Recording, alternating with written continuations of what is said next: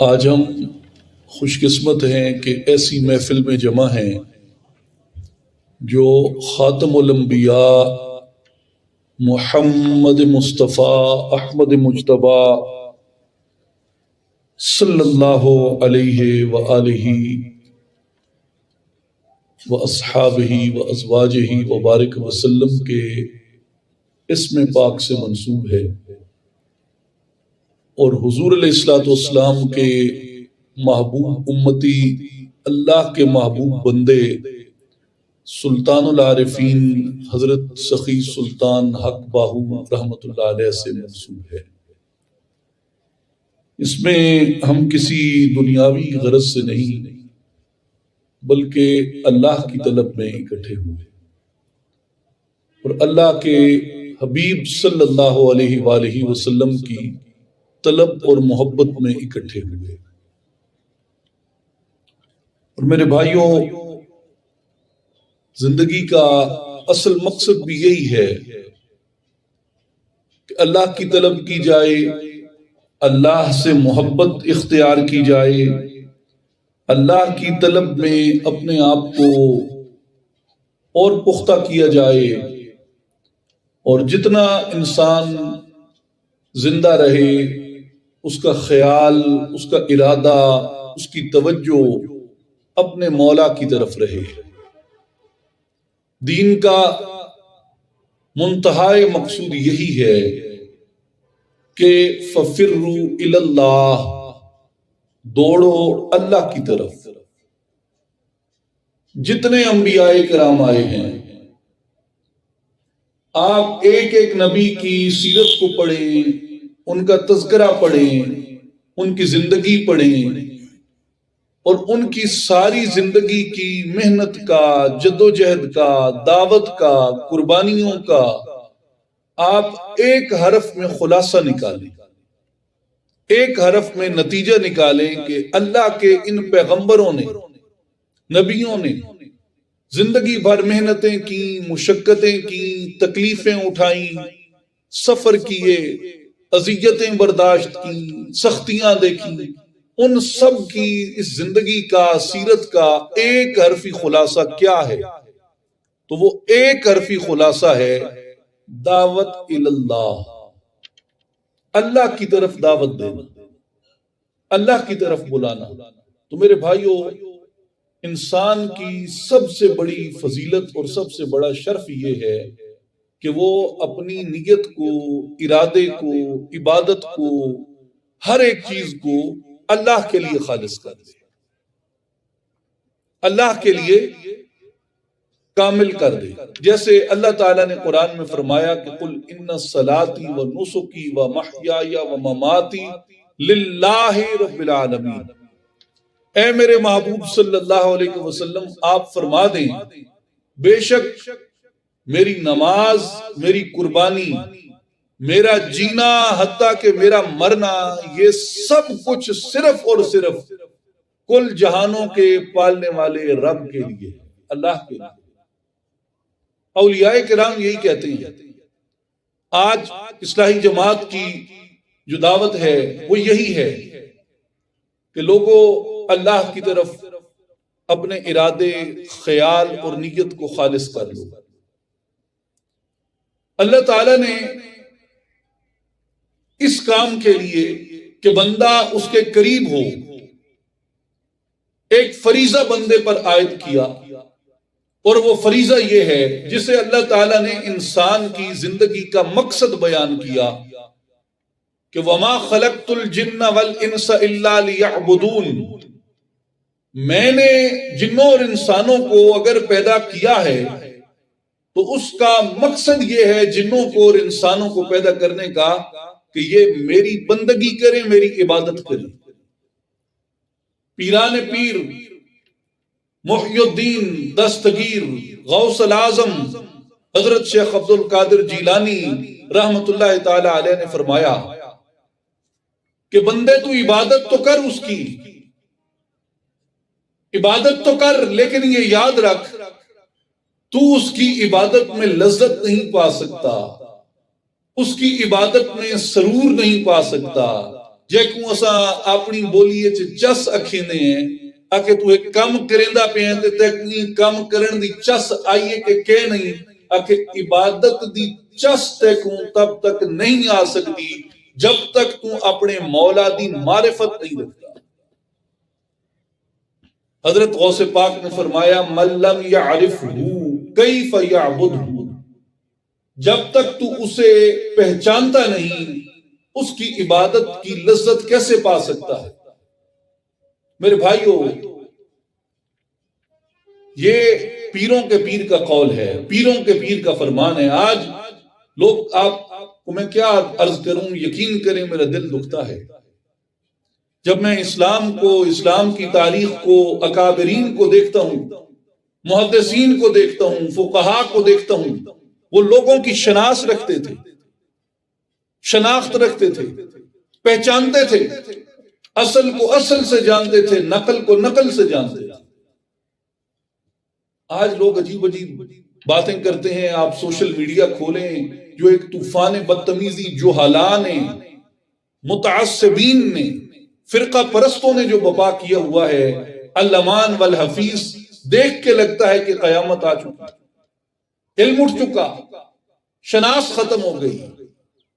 یہ پیران پیر شیخ عبد القادر گیلانی رحمت اللہ علیہ کی سیرت کو اگر آپ نے پڑھنا ہے کہ یہ کون سی ذات گرامی ہے، ان کا تقوی کیا تھا، ان کا علم کیا تھا، ان کا معیار زندگی کیا تھا، آپ محدثین کے امام حافظ الحدیث حضرت سیدنا ابن حجر اسقلانی رحمت اللہ علیہ سے پوچھیں، ان کی کتاب غبطۃ الناظر فی ترجمت عبد القادر پڑھیں۔ آپ جاننا چاہتے ہیں پیران پیر کے بارے میں کہ وہ کون تھے، تو حضرت سیدنا امام شمس الدین ذہبی رحمت اللہ علیہ جو حافظ الحدیث ہیں، اسماء الرجال کے سب سے بڑے اور سب سے جید عالم ہیں اس امت کے، ان کی کتاب سیر اعلام النبلاء پڑھیں، ان کے دیگر تذکرے پڑھیں، ان کی کتاب المعین فی طبقات المحدثین پڑھیں، آپ کو پتہ چلے کہ غوث الاعظم پیران پیر کی خدمات کیا ہیں، علمی مقام کیا تھا ان کا۔ آپ شیخ الاسلام حضرت حافظ ابن تیمیہ علیہ الرحمہ کو پڑھیں، فقہا کے امام حنابلہ کے اندر آج بڑی بڑی شخصیات ان کو معتبر مانتی ہیں، وہ شیخ ابن تیمیہ حضرت شیخ عبد القادر گیلانی کے دادا یعنی آپ کے پوتے شاگرد ہیں، اور وہ یہ کہتے ہیں کہ میں کرامت کا انکار کر دیتا اگر میرے سامنے شیخ عبد القادر گیلانی کی کرامات نہ ہوتی۔ وہ اپنے لیے شرف سمجھتے اس بات کو کہ مجھ تک شیخ عبد القادر جیلانی کا خرقہ پہنچا جو میں نے حاصل کیا، ان کا جبہ پہنچا جو میں نے حاصل کیا۔ میرے بھائیوں اور بزرگوں، حنابلہ میں، شافیوں میں، مالکیوں میں، حنبلیوں میں، پوری امت میں حضرت غوث الاعظم شیخ عبد القادر جیلانی رحمت اللہ علیہ کو پیران پیر مانا جاتا ہے۔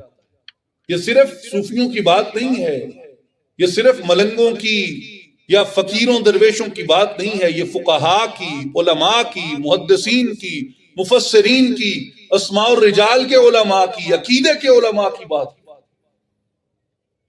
وہ پیران پیر فرماتے ہیں، غوث اعظم دستگیر فرماتے ہیں کہ من لم یعرفہ کیف یعبدہ، بندے اللہ کی عبادت میں سرور حاصل کرنا چاہتا ہے تو اللہ کی معرفت حاصل کر۔ اب سوال اٹھا کہ خدا کی معرفت کیسے ہوگی، کیسے اللہ کو پہچانے؟ تو اس کے لیے ایک مشہور قول صوفیاء کرام نقل کرتے ہیں جسے وہ حدیث رسول بھی کہتے ہیں،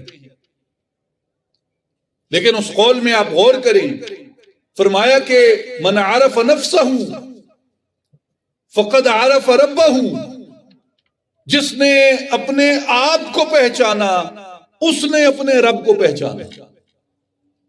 اگر مولا کو پہچاننا ہے، اللہ کو پہچاننا ہے، تو اللہ کو پہچاننے کا راستہ تمہارے اندر سے جاتا ہے، تمہارے اپنے باطن سے جاتا ہے۔ اللہ تعالیٰ نے اپنی نشانیاں ہر طرف پھیلا دی، وہ فرماتا ہے کہ میں تمہیں آفاق سے بھی اپنی نشانیاں دکھاؤں گا اور انفس سے بھی تمہیں اپنی نشانیاں دکھاؤں گا. آفاق میں بھی تم ہر طرف میری قدرت کی تجلیوں کو پاؤ گے اور اپنے انفس میں اپنی ذاتوں میں بھی تم ہر طرف میری تجلیات کو پاؤ گے. لیکن اس کے لیے چشم بینا حاصل کرو، اندر کی آنکھ حاصل کرو. میرے دوستوں اور بزرگوں، یہ جو اندر سے پہچاننا ہے مولا کو، اس کا حکم حضرت سیدنا امام محی السنہ امام البغوی رحمت اللہ تعالی علیہ فرماتے ہیں، اور یہ علماء کرام جانتے ہیں کہ امام بغوی رحمت اللہ علیہ تاریخ اسلام کی ایک عجب شخصیت ہیں. بڑے بڑے شخصیات گزری جنہیں لوگ محی الدین کہتے ہیں، دین کو زندہ کرنے والے، یعنی شیخ ابن العربی کو محی الدین کہتے ہیں، حضرت پیران پیر عبد القادر گیلانی کو محی الدین کہتے ہیں، لیکن امام بغوی کو محی السنہ کہتے ہیں.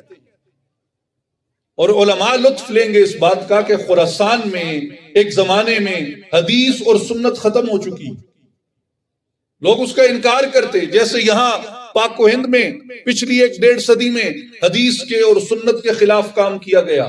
آج بھی ایسے کئی فتنے ہیں جو سنت کو ماخذ قانون نہیں مانتے. تو اس زمانے میں لوگ سنت کو چھوڑتے تھے، حدیث کو ترک کرتے تھے. تو امام بغوی رحمت اللہ علیہ نے خراسان میں حدیث کا اور سنت کا علم بلند کیا، اور ان کی وجہ سے اللہ نے حضور علیہ الصلوۃ والسلام کی سنت کو خراسان میں پھر تقویت عطا کی. یہ وہ شخصیت ہیں امام محی السنہ امام البغوی رحمت اللہ تعالی علیہ. آپ فرماتے ہیں اپنی تفسیر البغوی میں کہ اللہ تعالیٰ نے حضرت داؤد علیہ السلام کی طرف وحی فرمائی، اعرف نفسک وعرفنی، اے میرے پیغمبر داؤد اپنے آپ کو پہچانو اور مجھے پہچانو. حضرت داؤد علیہ السلام اللہ کی بارگاہ میں عرض کرتے ہیں، یا ربی کیف اعرف نفسی وکیف اعرفک، میرے مولا میں اپنے نفس کو کیسے پہچانوں، میرے مولا میں تجھے کیسے پہچانوں. فرمایا اعرف نفسک بالضعف والعجز والفناء واعرفنی بالقوت والقدرت والبقاء. اے داؤد اپنے نفس کو پہچان، اپنے ضعف سے، اپنی کمزوری سے، اپنی عاجزی سے، اپنے مٹ جانے کی صفت سے، اور میری ذات کو پہچان میری قدرت سے، میری قوت سے اور میرے باقی رہنے سے. جب تو یہ جان لے گا کہ تو ناتواں ہے، جب تو یہ جان لے گا کہ تو ادنا ہے، جب تو یہ جان لے گا کہ تو بے بس ہے، جب تو یہ جان لے گا کہ تجھے مٹ جانا ہے، جب تو یہ جان لے گا کہ تیرا کسی چیز پہ ملکیت کا دعویٰ کیسے ہو سکتا ہے جبکہ تیرا ملکیت کا دعویٰ خود اپنی جان پر نہیں ہے، تیرا ملکیت کا دعویٰ خود اپنی سانس پر نہیں ہے، جب تیرا ملکیت کا دعویٰ خود اپنی زندگی پر نہیں ہے تو کسی اور چیز پہ ملکیت کا دعویٰ کیسے کر سکتا ہے. تو یہ جان لے کہ تجھے مٹنا ہے، تو یہ جان لے کہ تیری زندگی، تیری سانسیں، تیری جان تیرے قبضہ اختیار میں نہیں ہے بلکہ مولا کے قبضہ اختیار کے اندر ہے.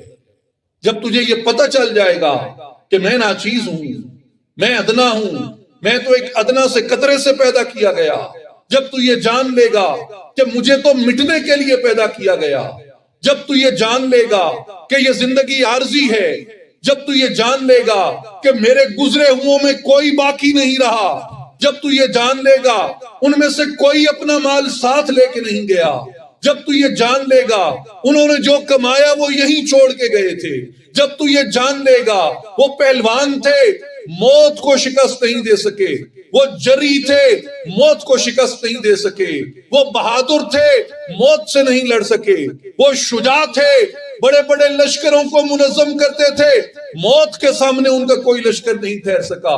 جب تو یہ جان لے گا جس طرح میرے گزرے ہوئے مٹ گئے اسی طرح میرے آنے والے مٹ جائیں گے، ان میں سے بھی جو کمائے گا یہیں چھوڑ کے جائے گا، ان میں سے بھی جو مال ہوگا یہیں رکھ کے جائے گا، اندھیری قبر میں اکیلا اپنے مولا کے روبرو پیش ہوگا.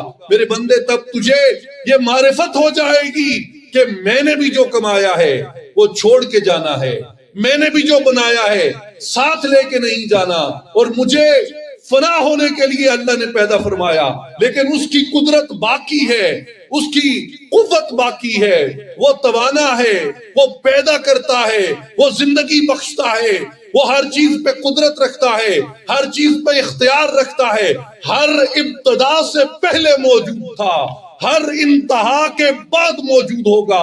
جب کچھ نہ تھا تو بھی وہ تھا، جب کچھ نہ ہوگا تو بھی وہ ہوگا۔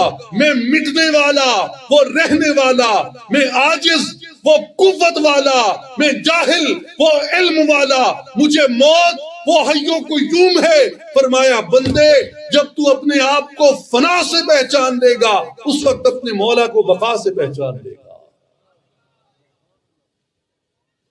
میرے بھائی اور بزرگوں، دوستوں اور ساتھیوں، اس لیے حضرت داؤد علیہ السلام کو فرمایا کہ اے داؤد اپنے مٹنے سے اور میرے باقی رہنے سے اپنی معرفت حاصل کر۔ اور مٹنا کیا ہے میرے بھائیوں؟ انسان اس دنیا میں آتا ہے، اگر آپ دنیا کی زندگی دیکھیں، دنیا کی تاریخ دیکھیں، یہ پلینٹ، یہ سیارہ زمین جسے ہم کہتے ہیں، یہ کب سے ہے؟ یہ سورج کب سے ہے؟ یہ چاند کب سے ہے؟ یہ افلاک کب سے ہیں؟ کب سے موجود ہیں؟ ان کی زندگی کتنی ہے؟ کروڑوں سال، اربوں سال، اور ان کے سامنے میری زندگی کتنی ہے؟ 60 سال، 70 سال، 100 سال۔ ایک طرف 1 ارب لکھ دو اور دوسری طرف 70 لکھ دو۔ 1 ارب سال کا اور 70 سال کا کیا موازنہ ہو سکتا ہے؟ یہ تو بالکل ایسے ہے کہ جیسے ایک دیا روشن ہوا، ٹمٹمایا اور بجھ گیا۔ ایک دیا روشن ہوا، ٹمٹمایا اور بجھ گیا۔ آپ کی اور میری زندگی کی جو افلاک کے سامنے، ستاروں کی زندگی کے سامنے جو مدت ہے، جو دورانیہ ہے، وہ ایک دیے کے ٹمٹمانے کا ہے، ایک شرر کے جلنے کا ہے۔ شرر جلا اور بجھ گیا۔ میرے بھائیوں، اس لیے صوفیاء کرام فرماتے ہیں کیا بندے اس فنائیت میں غور کر، اگر تو غور کرے گا تو تجھے یہ معلوم ہوگا کہ اللہ تبارک و تعالیٰ نے میرے اندر جو سب سے بڑی قوت اگر رکھی ہے تو وہ یہ ہے کہ مجھے یہ ادراک نصیب ہو جائے کہ میں عنقریب بجھنے والا ہوں، مجھے یہ ادراک نصیب ہو جائے کہ میں عنقریب جانے والا ہوں، اور اگر میں جانے والا ہوں، میں بجھنے والا ہوں، اس مختصر سی مدت کے لیے میں آیا ہوں، تو پھر تو یہ ادراک کر کے میں نے اس مدت میں کرنا کیا ہے؟ فرمایا کرنا تو نے یہ ہے کہ ہر وہ کام کر جو باقی رہنے والے کو خوش کرے، ہر وہ عمل سر انجام دے جو تیرے مولا کو راضی کرے، ہر اس فعل کو سر انجام دے جو تجھے تیرے پروردگار کے قریب کرے، اس کی ناراضگی کا موجب نہ ہو بلکہ اس کی خوشی کا، اس کی رضا کا، اس کی خوشنودی کا باعث بن جائے۔ اس لیے تجھے ایسا عمل اختیار کرنا چاہیے، ایسا راستہ اختیار کرنا چاہیے جو تجھے تیرے مولا کے اور قریب کر دے، تیرے پروردگار کے اور قریب کر دے، تیرے پیدا کرنے والے کے اور قریب کر دے۔ ہر ایسے کلمے سے گریز کر۔ اس لیے وہ کہتے ہیں کہ جو نفس کو پہچاننا ہے، من عرف نفسہ، اپنے آپ کو پہچاننا ہے، اس میں یہ شامل ہے کہ تو جو کر رہا ہے اس کا ادراک کر، تو جو کہہ رہا ہے اس کا ادراک کر، تو کیا کر رہا ہے، تو کیا کہہ رہا ہے۔ امام ابو القاسم قشیری رحمت اللہ تعالی علیہ نے رسالہ قشیریہ میں حضرت امام جنید بغدادی رحمت اللہ علیہ کے مرشد حضرت سری سقطی رحمت اللہ علیہ کا ایک واقعہ لکھا، اور میرے دوستو میں وہ واقعہ پڑھتا ہوں تو میرے جسم کے بال کھڑے ہو جاتے ہیں، رونگٹے کھڑے ہو جاتے ہیں۔ اللہ تعالیٰ نے اپنے بندوں کو ایسی فکر بھی عطا کی ہے،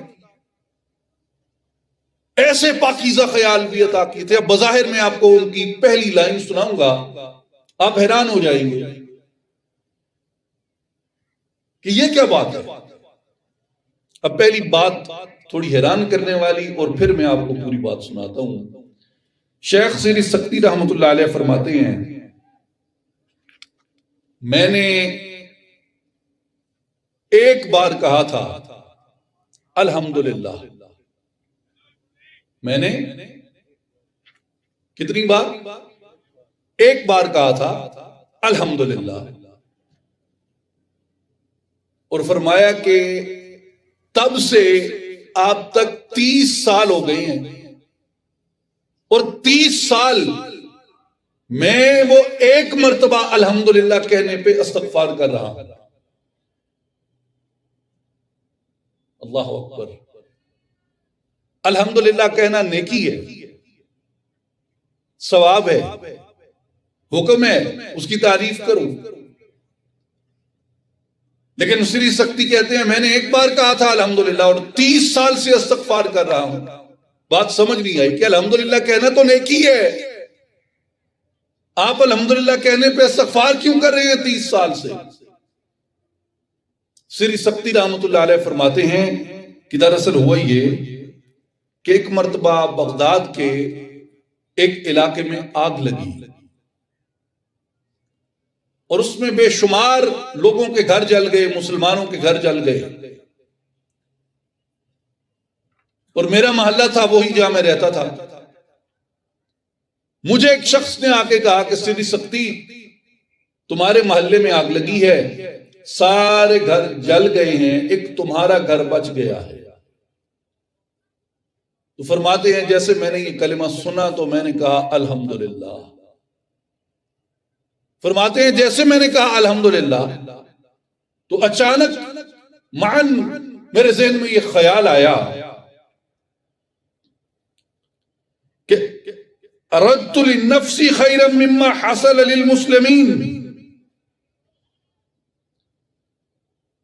میں نے ایسی بھلائی کا اپنے لیے ارادہ کیا جو باقی مسلمانوں کو حاصل نہیں ہوئی۔ ان کے گھر جلنے پہ مجھے وہ دکھ نہیں ہوا جو مجھے اپنا گھر نہ جلنے پہ خوشی ہوئی، اور اس لیے میرا الحمدللہ کہنا یہ میرے مسلمان بھائیوں کے ساتھ اخلاص کی علامت نہیں ہے۔ تو میں نے پہچان لیا کہ میرے نفس نے اپنے ساتھ بھلائی پر تو خیر کا ارادہ کیا، لیکن جو باقی مسلمانوں پہ بیتی ہے اس کے بارے میں میرے نفس کو تشویش نہیں ہوئی، میں نے اسے گناہ سمجھا، اس لیے میں آج تک اللہ کے حضور اپنے ایک کلمے پہ استغفار کر رہا ہوں۔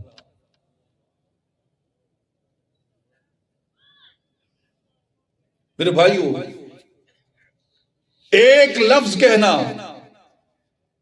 اس انسان کو یہ ادراک دے سکتا ہے اگر انسان تھوڑی توجہ کرے کہ میرا اپنے بارے میں کیا خیال ہے اور اپنے مسلمان بھائیوں کے بارے میں کیا خیال ہے،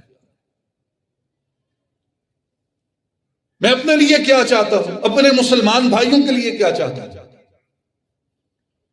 میں نے جو کلمہ کہا دیکھنے میں تو خیر ہے، حقیقت میں یہ خیر ہے یا نہیں، یہ سوچنا، یہ غور و فکر کرنا کہ جو میں کر رہا ہوں دیکھنے میں خیر ہے، کیا حقیقتاً بھی خیر ہے یا نہیں، یہ ہے من عرف نفسہ، اپنے آپ کو پہچاننا۔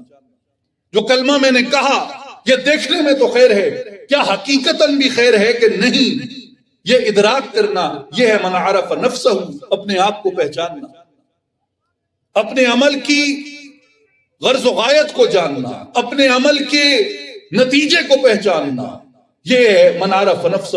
میں جو کہہ رہا ہوں، جو کر رہا ہوں، اسے میں پہچانوں کہ یہ میں کیا کہہ رہا ہوں اور یہ میں کیا کر رہا ہوں۔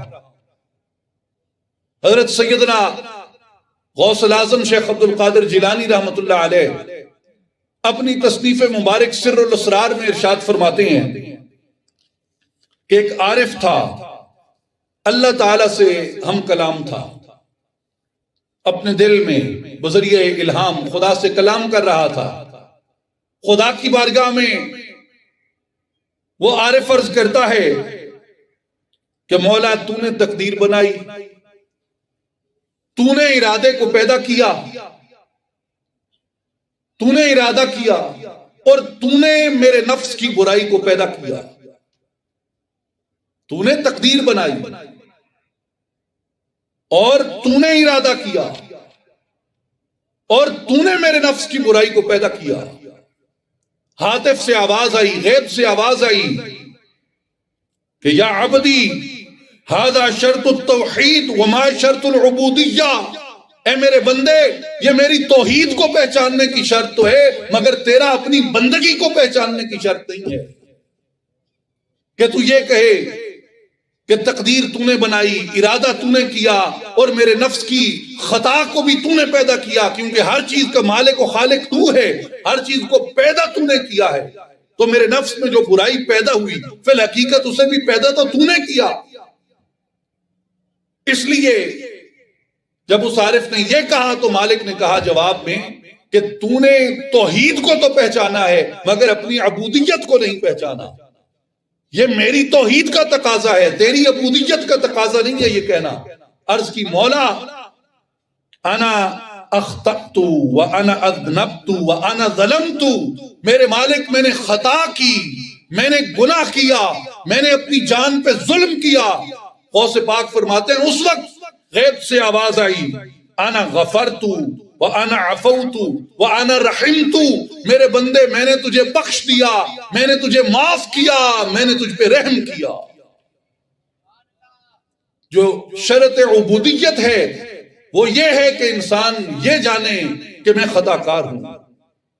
شرط عبودیت یہ ہے کہ انسان یہ جانے کہ میں اپنی جان پہ ظلم کرنے والا ہوں۔ شرط عبودیت یہ ہے، بندگی کی شرط یہ ہے کہ انسان یہ جانے کہ میں اپنے نفس پہ ظلم کرنے والا ہوں۔ شرط توحید یہ ہے کہ انسان یہ جانے کہ وہ معاف کرنے والا ہے، وہ عطا کرنے والا ہے، وہ رحم فرمانے والا ہے۔ اس لیے میرے بھائیوں اور بزرگوں، جو اپنے آپ کو پہچاننا ہے یہ آپ کو یہ ادراک دیتا ہے کہ میں اپنے مالک سے مخاطب کیسے ہوں۔ بعض دفعہ ہم دعائیں ایسی کر بیٹھتے ہیں جو گناہ کے زمرے میں جاتی ہیں،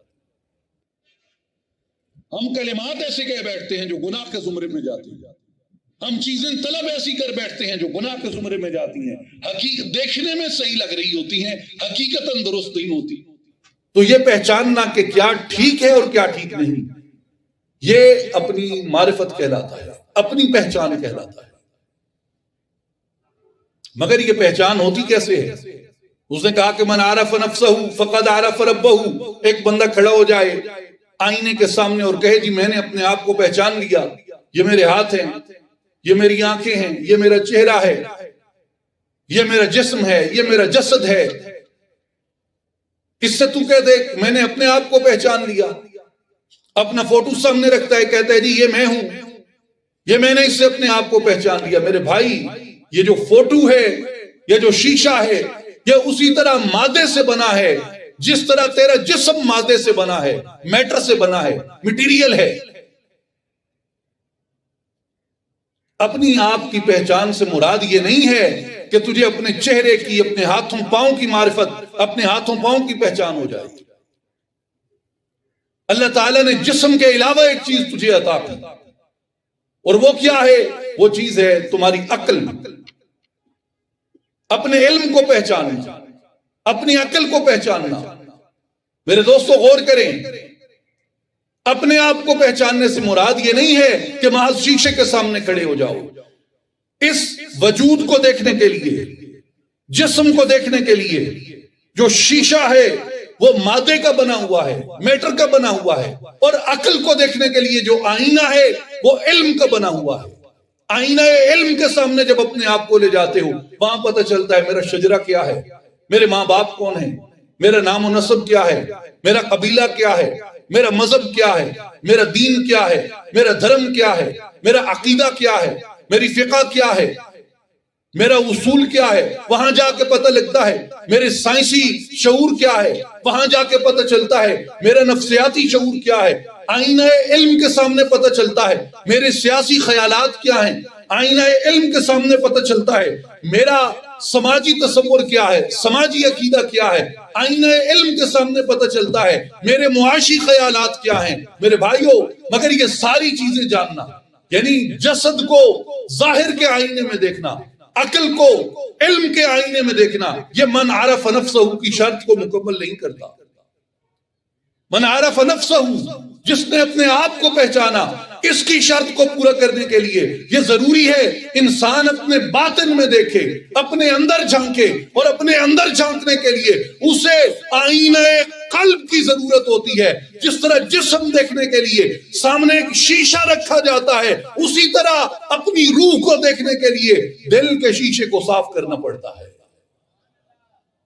جس کے لیے حضرت سلطان باہو رحمت اللہ علیہ فرماتے ہیں، نیڑے وسن تے دور سنی من ویڑے ناہی وڑدے ہوں، اندروں ڈھونڈن دا ول نہ آیا مورکھ باروں ڈھونڈن چڑھدے ہوں، دور گیا کچھ حاصل نہیں یار لبے وچ گھر دے ہوں، دل کر سیقل شیشے وانگو یا حضرت باہو دور تھی من گل پر دے ہوں۔ اندر کو صاف کرو، دل کر سیقل، دل کو شیشے کی طرح صاف کر دو، پاک کر دو، پھر تمہیں اندر سے دل سے وہ روشنی اور بینائی نصیب ہوگی۔ میرے بھائیوں اور بزرگوں، جس طرح بدن کے بارے میں جاننے کے لیے مادی علوم کی ضرورت ہے، عقل کے بارے میں جاننے کے لیے دینی علوم کی ضرورت ہے، اسی طرح روح کے بارے میں جاننے کے لیے روحانی علوم کی ضرورت ہے۔ اور ہر علم کی جو خبر ہے اس علم کا عالم دیتا ہے۔ جیسے میڈیکلی جسم کو آپ جاننا چاہتے ہیں، اس کی خبر آپ کو ڈاکٹر دے سکتا ہے۔ آپ اپنی عقل کے ذریعے اپنے عقیدے کو پہچاننا چاہتے ہیں، اپنی فکر کو، افکار کو پہچاننا چاہتے ہیں، اس کی خبر آپ کو وہ دے سکتا ہے جس کے پاس اس علم کی خبر موجود ہے، دینی علم کا علم دے سکتا ہے۔ لیکن اگر آپ روح کو پہچاننا چاہتے ہیں، روح کو پہچاننے کے لیے آپ کو ایسے عالم کی ضرورت ہے جسے اللہ نے روح کا علم عطا کیا، اور جو روح کا علم ہے یہ اللہ نے اپنے اولیاء کو عطا کیا ہے۔ اس کے لیے یعنی من عرف نفسہ کے لیے، اپنے نفس کو پہچاننے کے لیے، اپنے آپ کو پہچاننے کے لیے انسان کو ایک روح کے عالم کی ضرورت ہوتی ہے جو اس کو آئینہ قلب میں دکھا سکے، اس کے دل کے شیشے کو روشن کر دے، دل کے شیشے کو منور کر دے، دل کے شیشے سے گرد جھاڑ دے، گرد جھاڑ کر اس کی روح کا منور چہرہ اس میں دکھا دے کہ میرے دوست، اللہ نے تجھے حقیقتاً کیسا نور عطا کیا ہے۔ جیسے میرے بھائیوں، ایک بندہ کہنے لگا ایک بزرگ سے، یار تم کہتے ہو جسم میں نور ہے، جسم میں نور ہے، اولیاء اللہ یہی کہتے ہیں نا کہ اصل چیز اندر ہے۔ حضرت سلطان العارفین فرماتے ہیں، اے تن رب سچے دا حجرہ وچ پا فقیرہ جاتی ہوں، نہ کر منت خواج خضر دی، تیرے اندر آب حیاتی ہوں، شوق نہ ڈیوا بالا نیرے، مطلب بھی یار کھڑاتی ہوں۔ اولیاء یہی کہتے ہیں حقیقت اندر ہے، نور اندر ہے، نور کو پہچانو۔ ایک بندہ کہنے لگا وہ جی اندر نور کیسے ہو سکتا ہے، جسم تو مٹی سے بنا ہے، مٹی میں نور کیسے ہو سکتا ہے؟ مٹی تو خود تاریک ہے، مٹی تاریک ہے، اندھیر ہے، اندھیر میں نور کیسے ہو سکتا ہے؟ تو سنو، اس بزرگ نے جواب دیا، اس نے کہا اللہ کے بندے پانی پیا ہے؟ کہا ہاں صحیح پیتا ہے۔ پانی پیتا ہی؟ ہاں صحیح پیتا ہے۔ کتوں کڑے پرانے وقت ہیں، آگے صحیح ڈول پیائی، کھو کھٹیا پیائی، ڈول وچ لٹکائے ہم تے پانی کد گدم ہوں پانی کو پیتا۔ اچھا کھو کتھا ککر چائی، شریع چائی، ٹالی چائی، کھو کتھا کھٹیا پیائی؟ انا صحیح درختیں چکڑے کھوئے، کھو مٹی اچ کھٹیا پیائی۔ آکے ان گل سمجھ آئی گئی، چپ تھی گیا، گل سے سمجھ آ گئی اس کہ فرمایا اگر ایک پاک صاف پانی، منور روشن پانی جندے وچ تو دیکھتے تے کو اپنا منہ آئینے تے شیشے وانگ نظر آندا ہے، اگر وہ پانی مٹی دے اندر موجود تھی سکتا ہے تو تیرے جسم دی مٹی ہے نور موجود نہیں ہو سکتا. جس طرح مٹی کے اندر خدا نے پاکیزہ پانی رکھا ہے، تیرے جسم کی مٹی میں خدا نے اپنا نور رکھا ہے، لیکن وہ کنواں کھودنا پڑتا ہے پانی تک پہنچنے کے لیے. کنواں کھودنا پڑتا ہے. سنا بور کراونا پوندے، بور نہ تھیوے تے ٹویل نہیں چل دے، بور نہ تھیوے تے خون نہیں چل دے. جیڑا جسم ہے این جسم دے وچ بھی بور کراونا پوندا ہے. دیکھنے ایویں لگدا ہے کہ وہ پانی کیویں نکلتی ہے، اتر تے تے بتے مٹی پئی ہے، لیکن جیویں جیویں بور کھٹیندا ویندا ہے پہلے گارا نکلدا ہے، ولا صاف پانی نکلدا ہے. پانی نکل کھڑوندا ہے تے تہاڈے ارد گرد دیاں کھیتیاں سر سبز تے خوشحال تھی ویندی.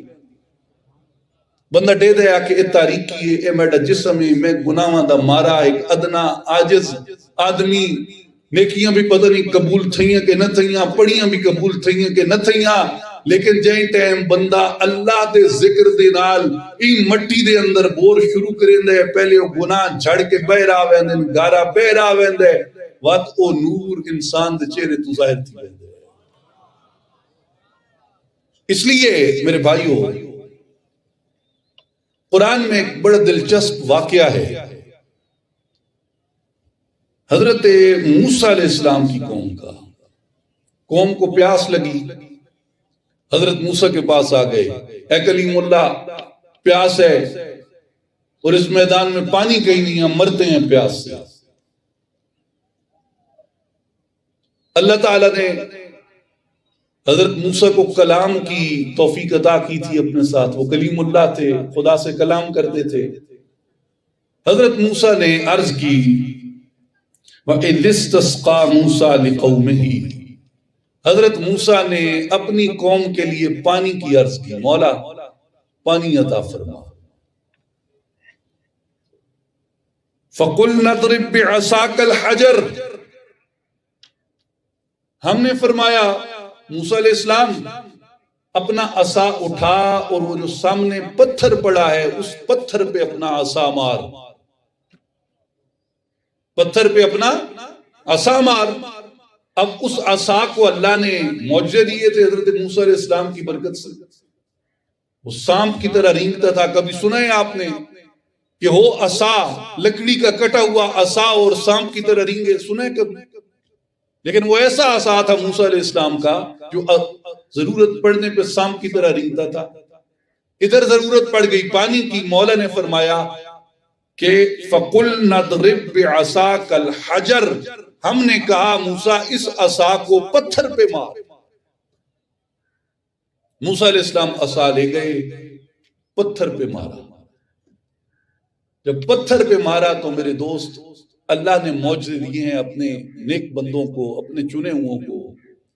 قرآن بیان فرماتا ہے فَانْفَجَرَتْ مِنْ حُسْنَتَا عَشْرَةَ عَيْنًا، موسیٰ علیہ السلام کے عصا مارنے کی دیر تھی، پتھر سے 12 چشمے پھوٹ پڑے. پتھر سے 12 چشمے پھوٹ پڑے. اب یہ واقعہ یاد رکھیں گا. قوم کو پیاس لگی، نبی کے پاس آئے، دعا کر، پانی آئے. اللہ نے فرمایا موسیٰ عصا اٹھا، پتھر پہ مار. پتھر پہ مارا موسیٰ علیہ السلام نے، پتھر سے خدا کی قدرت سے 12 چشمے پانی کے پھوٹ پڑے. اولیاء اللہ نے جب یہ واقعہ پڑھا تو وہ کہتے ہیں خدا کے بندوں مایوس نہ ہو جاؤ، کسی اپنے وقت کے نیک آدمی کو تلاش کرو، اللہ والے کو تلاش کرو. جب سفر عشق میں تم قدم رکھو، خدا کی طلب کی راہ میں جاؤ اور مراد بر نہ آئے، مقصود نہ مل رہا ہو، میدان کے اندر عشق کی آتش، عشق کی دھوپ کی پیاس تمہارے وجود کے اندر شدت اختیار کر جائے تو اس وقت کیا کرو؟ فرماتے ہیں اگر کوئی شعیب آئے میسر، شبانی سے کلیمی 2 قدم ہے، ایسے وقت پہ کسی موسیٰ کو تلاش کرو. جب موسیٰ کے پاس جاؤ گے، اللہ کے پیارے بندے کے پاس جاؤ گے، اللہ کے نیک بندے کے پاس جاؤ گے، تو وہ کیا کرے گا؟ وہ خدا سے دعا کرے گا، مولا یہ تیری راہ کا سالک ہے، تیری دید کا پیاسا ہے، تیرے قرب کا پیاسا ہے، تیری تلاش، تیری جستجو، تیری تمنا میں اس میدان کے اندر اس عشق کے سورج کی تپش کھا کھا کے تیری پیاس میں مبتلا ہے، مولا اسے اپنے قرب کا پانی عطا فرما۔ جب وہ اللہ والا دعا کرے گا تو فرمایا کہ پھر یہ سنت ہے کہ اسے حکم آئے گا کہ فَقُلْ نَضْرِبْ بِعَصَاكَ الْحَجَرَ، ہم نے تیری نظر کے عصا کو اعجاز عصائے موسوی عطا کر دیا ہے، تیری نظر کے عصا کو موسیٰ کے عصا والا کمال عطا کر دیا ہے۔ میرے بندے اس کے پتھر دل کے اوپر اپنی نظر کی چھڑی مار، اس کے پتھر دل پہ اپنی نظر کی چھڑی مار، اور جب مرشد کامل اپنی نظر کی ضرب سالک کے دل پہ لگاتا ہے، نظر کرم کی ضرب لگاتا ہے، اس کے دل سے انوار کے چشمے پھوٹ پڑتے ہیں، اس کے دل سے انوار کے چشمے پھوٹ پڑتے ہیں۔ لیکن کرنا کیا پڑتا ہے؟ پہلے کسی موسیٰ کو تلاش کرنا پڑتا ہے، پہلے موسیٰ سے جا کے یہ بیان کرنا پڑتا ہے کہ میری طلب میرے مولا کا قرب ہے، میری طلب میرے مولا کا لقاء ہے، میرے مولا کی ملاقات ہے، میرے مولا کی رضا و خوشنودی ہے۔ پھر وہ ولی کامل، وہ مرشد کامل اللہ کے حضور ہاتھ اٹھاتا ہے، مولا اپنے اس سالک پہ، اپنی راہ کے اس راہ رو پہ، اپنے طالب پہ، اپنے عاشق پہ فضل فرما۔ اللہ اس مرشد کامل کو اذن دیتا ہے کہ اس کے دل پہ اپنی نظر کرم فرما دے۔ تو میرے بھائیوں اور بزرگوں، دل سے وہ 12 چشمے انوار کے پھوٹ پڑتے ہیں۔ اس لیے جو دل ہے اسے صوفیاء فرماتے ہیں کہ یہ مرکز ہے تمہارا اپنے نفس کو پہچاننے کا، اپنے آپ کو پہچاننے کا۔ اس لیے بات دل والوں نے دل سے بات شروع کی کہ کھیڑ ساری دل دیے، دل صاف ہے، دل روشن ہے، دل منور ہے، تائیں سمجھتے پورا وجود منور ہے، پورا وجود روشن ہے۔ میں کہوں حدیث پاک ایک یاد آ گئی، حضرت نعمان ابن بشیر رضی اللہ عنہ نے روایت فرمائی ہے، اکثر صوفیاء ہی حدیث کو روایت فرمائیں دن، صحیح مسلم دے اندر بھی حدیث پاک موجود ہے۔ حضور علیہ السلام نے فرمایا ان فی الجسد مدغۃ، تہاڈے جسم دے وچ ایک ٹکڑا ہے، فاذا صلحت، او ہکا ٹکڑا ٹھیک تھی ونجے، صلح الجسد کلہ، تیرا پورا جسم ٹھیک تھی ویسے، واذا فسدت، لیکن اگر اون ایک ٹکڑے دے اندر فساد ہے، میرے کریم محبوب آقا نے فرمایا فسد الجسد کلہ، تیرے پورے جسم وچ فساد تھی ویسے، اکھیاں وچ فساد، ہتھاں وچ فساد، زبان وچ فساد، دماغ وچ فساد، ارادے وچ فساد، خیال وچ فساد، لفظاں وچ فساد، گالیاں وچ فساد، مجلس وچ فساد، فسد الجسد کلہ، پورے دا پورا خراب تھی ویسے۔ یا رسول اللہ، وہ ایک ٹکڑا کیڑے جے کو میں ٹھیک کر گنا تو زبان بھی ٹھیک، ارادہ بھی ٹھیک، خیال بھی ٹھیک، نگاہ بھی ٹھیک، حیا بھی ٹھیک، مجلس بھی ٹھیک، خلوت بھی ٹھیک، جلوت بھی ٹھیک، تے محبوب ہوا ایک ٹکڑا خراب تھی ونجے تے ہر شے خراب تھی ویسی، اور ٹکڑا کیڑے؟ میرے کریم محبوب آقا نے فرمایا الا وہی القلب، وہ ٹکڑا تیڑا دل ہے، دل کو صاف کر گن تو بلے شاہ نے حدیث نے ترجمہ کیتا ہے، اکھے کر صاف تو ویڑا دل دا وات ویک ماہی گھر ملدا، دل دے ویڑے کو تے صاف سارا وجود تے صاف تھی ویسی۔ سر الاسرار دے اندر حضرت پیران پیر شیخ عبد القادر جیلانی رحمت اللہ علیہ نے ایک آیت پاک لکھی ہے قرآن مجید چوں، فرمیندن کہ اللہ نے فرمایا حافظوا علی الصلوات والصلاة الوسطى وقوموا للہ قانتین، لوگو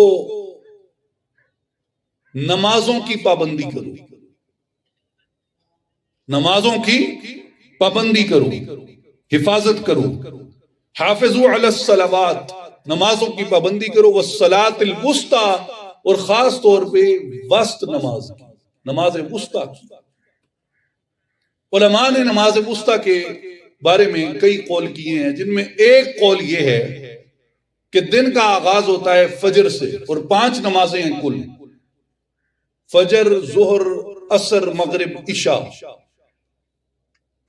2 نمازیں پہلے فجر اور ظہر کی، اور 2 نمازیں بعد مغرب اور عشاء کی۔ صلاۃ وسطیٰ یعنی درمیان والی نماز بنتی ہے عصر کی۔ تو علماء نے کہا کہ خدا نے، مولا نے اصرار کے ساتھ قرآن میں فرمایا کہ والصلاۃ الوسطیٰ، عصر کی نماز کی حفاظت کرو۔ بعض علماء نے کہا نہیں، آغاز ہوتا ہے ہمارے کیلنڈر کے مطابق مغرب سے، مغرب سے اگلا دن، اگلی تاریخ شروع ہوتی ہے، کیونکہ ہم لیونر کیلنڈر کے مطابق، قمری کیلنڈر کے مطابق چلتے ہیں، تو مغرب پہلی نماز ہے۔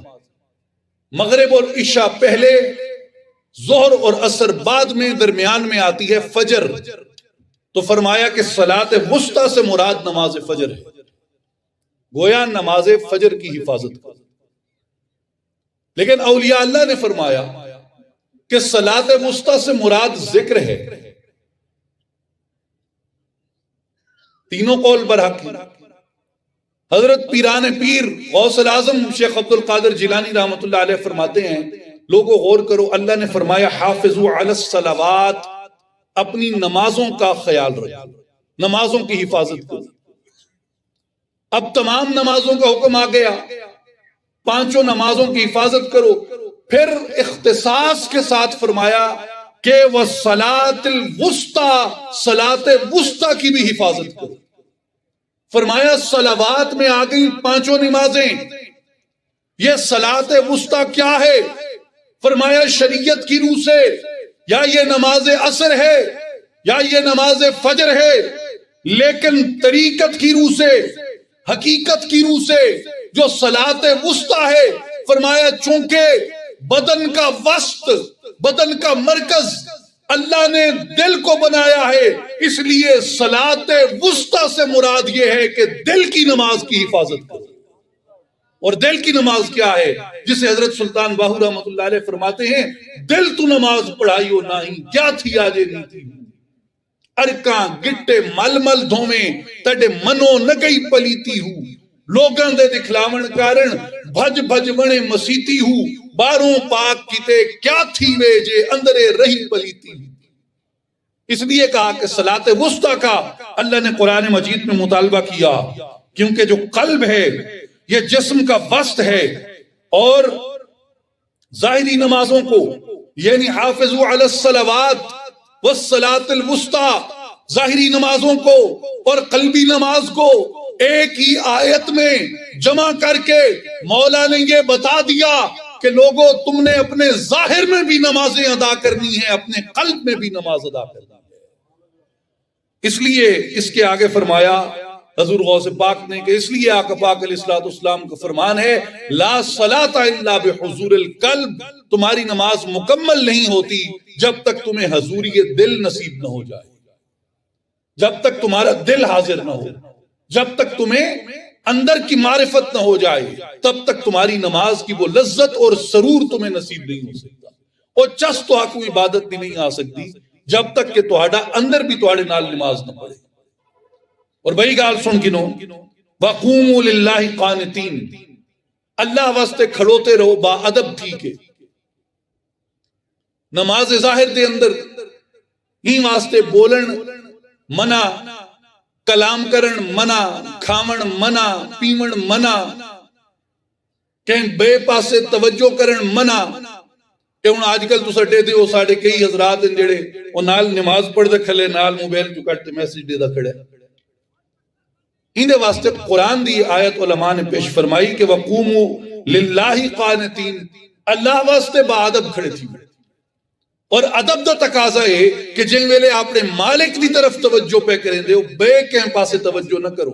اگر بے کے پاسے توجہ کرے سو تو نماز فاسد تھی ویسی این واسطے علماء نے فرمایا کہ نماز دے اندر عمل کثیر دی ممانعت عمل کثیر ہے جڑا وہ تہاڈی نماز کو مکروہ بھی کر دیندا ہے تے اگر زیادہ تھی ونجے فاسد بھی کر سکدا اس واسطے عمل کثیر دی ممانعت آئی لیکن اولیاء اللہ نے فرمایا کہ جے ٹائم تسا قلبی نماز پڑھ سو قلبی نماز واسطے بھی فرمایا قوموا للہ قانتین ادب دے نال اون دی بارگاہ دے وچ حاضر تھیو مراد کیا ہے کہ جن ویلے تسا ذکر کرو او دی بارگاہ دے اندر کہ اون دی ذات تو علاوہ کہ بئی شے دی طلب نہ ہوئے اون دی ذات تو علاوہ کہ بئی شے در توجہ نہ ہوئے اون دی ذات تو علاوہ کہ بئی شے دا سوال نہ کرو جن ٹائم سوال کرو تے اودھے تو اوندا سوال کرو مولا تو چاہیے تیڑا قرب چاہیے تیڑی رضا چاہیے تیڑی خوشنودی چاہیے تیڑا لکھا چاہیے تیڑی ملاقات چاہیے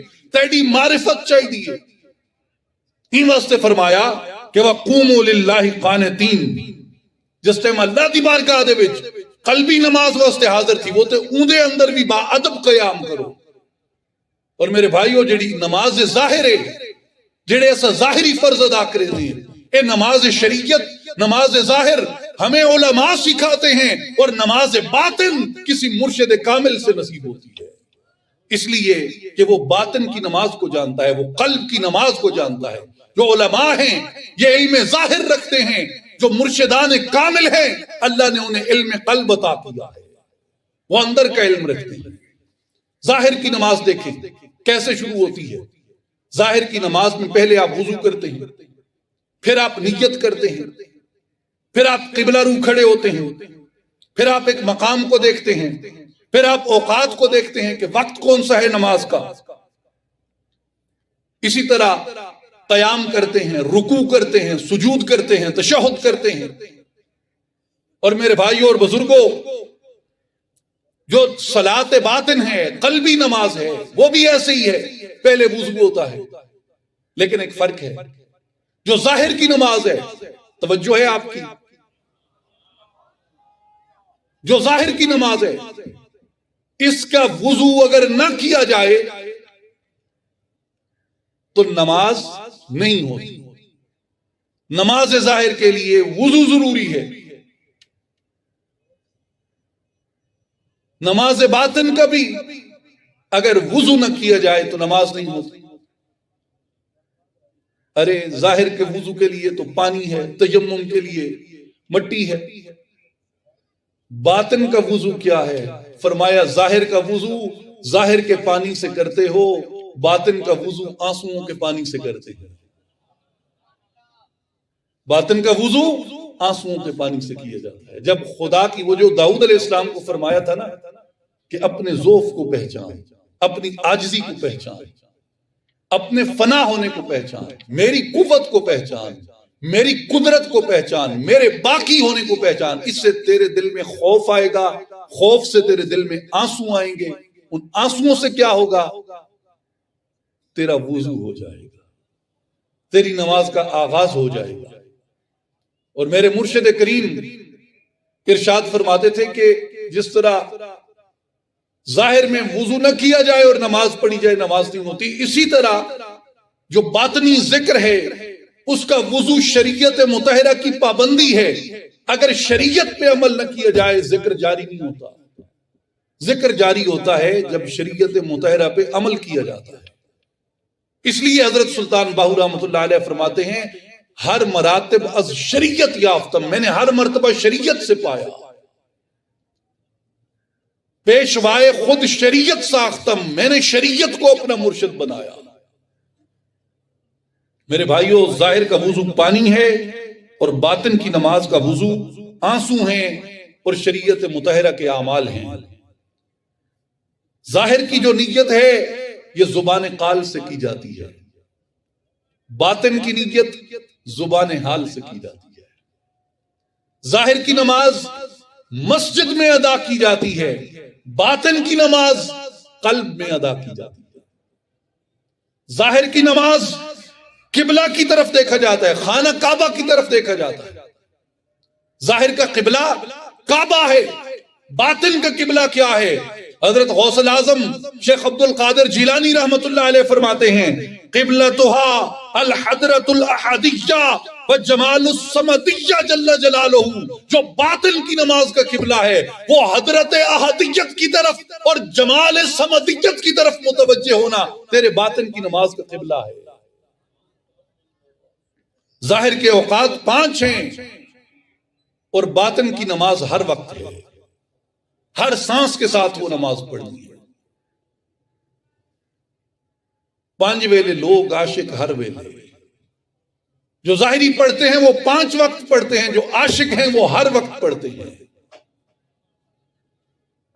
اور جو ظاہری نماز ہے وہ قضا ہو جائے اس کی قضا لوٹائی جا سکتی ہے، لیکن باطن کی نماز قضا ہو جائے اس کی قضا نہیں لوٹائی جا سکتی۔ وہ دم ہے، دم قضا ہو گیا تو گیا، جو دم غافل سو دم کافر، سن مرشد نے فرمایا۔ اس لیے ظاہر کی نماز جو ہے اس کی قضا ہے، باطن کی قضا نہیں ہے۔ جو دم گیا وہ گیا، وہ گزر گیا، وہ لوٹ نہیں سکتا۔ ظاہر کی تسبیح اس زبان سے پڑھی جاتی ہے اور باطن کی تسبیح دل سے پڑھی جاتی ہے۔ ظاہر میں رکوع کرتے ہیں، سجدہ کرتے ہیں، جسم جھکتا ہے۔ جب باطنی نماز پڑھتے ہیں تسبیح یہی ہے، سبحان ربی الاعلیٰ یہی ہے، سبحان ربی العظیم یہی ہے، مگر وہ صرف جسم جھک کے زبان سے نہیں کہتا، اس وقت دل جھک کے اپنی روح کی زبان سے کہتا ہے سبحان ربی الاعلیٰ۔ میرے بھائیوں، جب بندہ ظاہری نماز پڑھتا ہے تو عابد بن جاتا ہے۔ غوث پاک فرماتے ہیں جب تم باطنی نماز پڑھو گے تو عارف بن جاؤ گے۔ وہ باطنی نماز کیا ہے جسے آپ صلاۃ وسطیٰ فرماتے ہیں؟ آپ فرماتے ہیں کہ وہ قلبی نماز ہے۔ وہ قلبی نماز کون سی ہے؟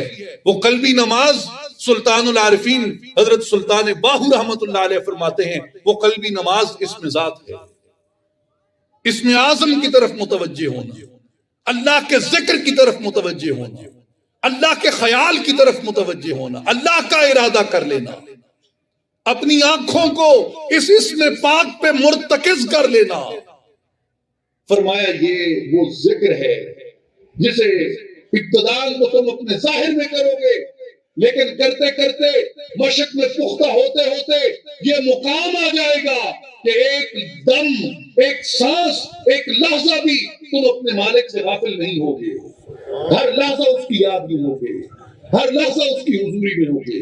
حضرت سلطان باہو فرماتے ہیں کہ یار یگانہ مل سی تیکن یہ سر دی بازی لامے گا، وہ یار یگانہ تمہیں ملے گا، اس یار کو تم پالو گے، لیکن شرط کیا ہے؟ سر دی بازی لامے گا۔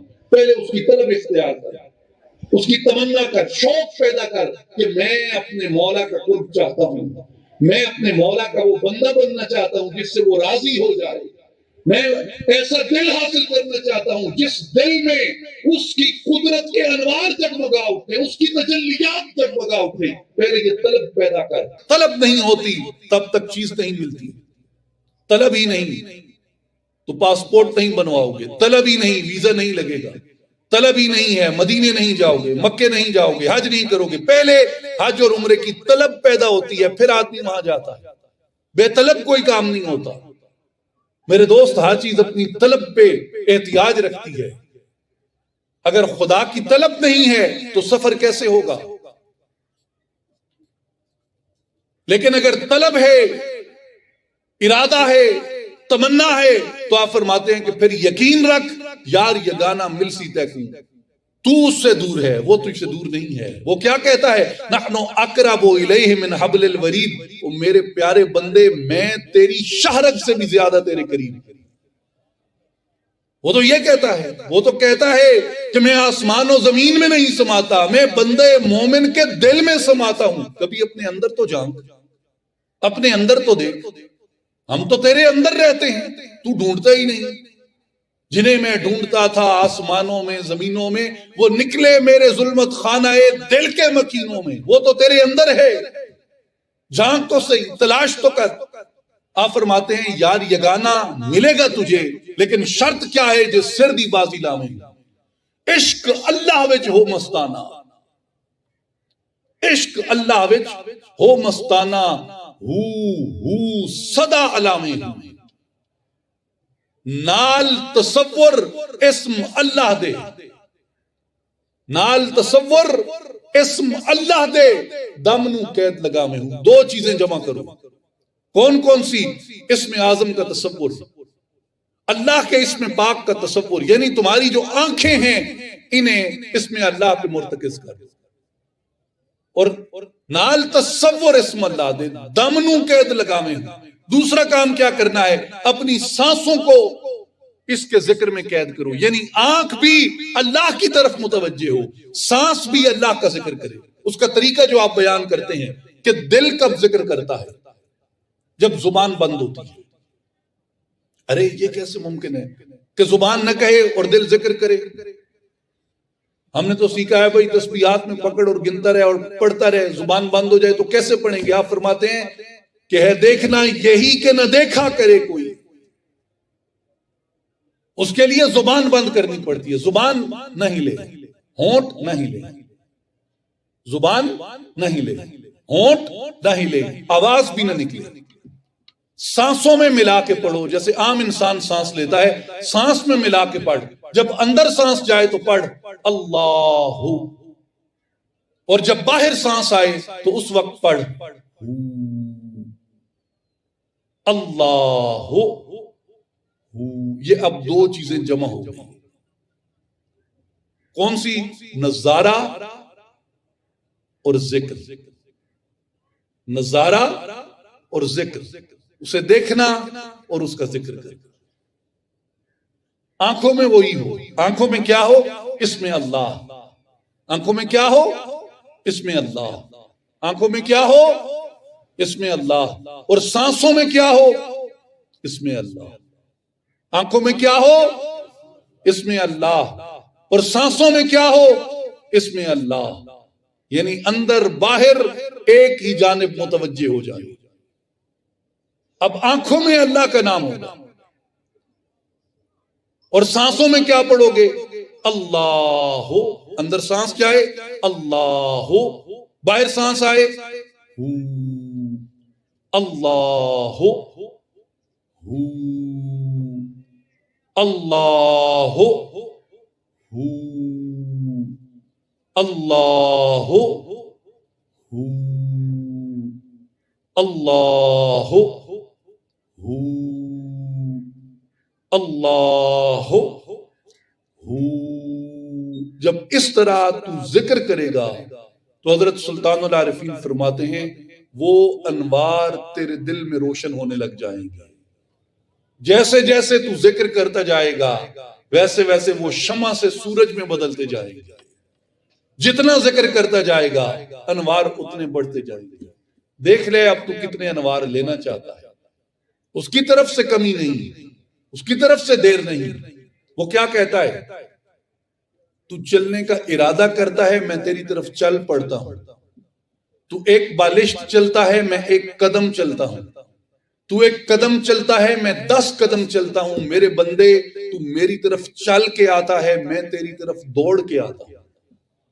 اتصبرون وَكَانَ رَبُّكَ بَصِيرًا، تو آرام سے بیٹھا ہوا ہے، تیرا رب تو تیری طرف دیکھ رہا ہے، چل تو صحیح اس کی طرف۔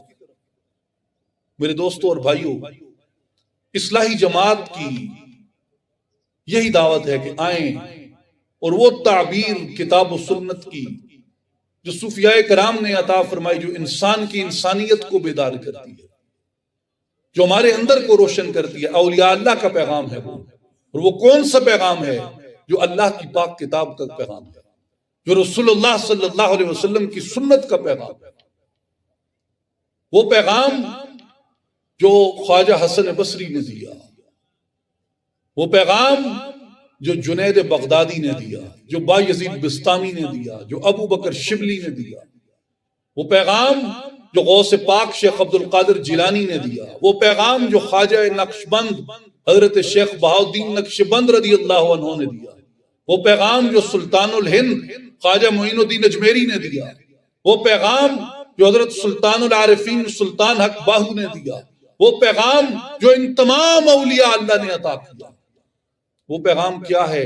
انسان کی بیداری کا پیغام، اندر کو پاک کرنے کا پیغام، باہر کے لوگوں پہ قاضی بننے کی بجائے اپنے نفس پہ قاضی بننے کا۔ اولیاء کیا کہتے ہیں؟ کسی کو بھی حقارت کی نظر سے نہ دیکھ، اپنے آپ کو اس نظر سے دیکھ کہ میں سب سے بڑا مجرم ہوں، میں سب سے بڑا گناہگار ہوں، میں سب سے بڑا غافل ہوں۔ میرے بھائیوں، یہی دعوت ہے، اور آج کی اس مجلس کے، اس محفل کے، اس بابرکت میلاد مصطفیٰ صلی اللہ علیہ وآلہ وسلم حق بہو کانفرنس کے انعقاد کا مقصد یہی ہے کہ ہم اللہ کی طرف رجوع کریں، اللہ کی طرف رغبت پیدا کریں، حضور علیہ السلام کے راستے سے اور اس امت کے پاک باز لوگوں کے راستے سے۔ ان اللہ و ملائکتہ یصلون علی النبی یا ایہا الذین آمنوا صلوا علیہ وسلموا تسلیما اللہم صلی علی محمد وعلی آل محمد وبارک وسلم وآخر دعوانا عن الحمد للہ رب العالمین۔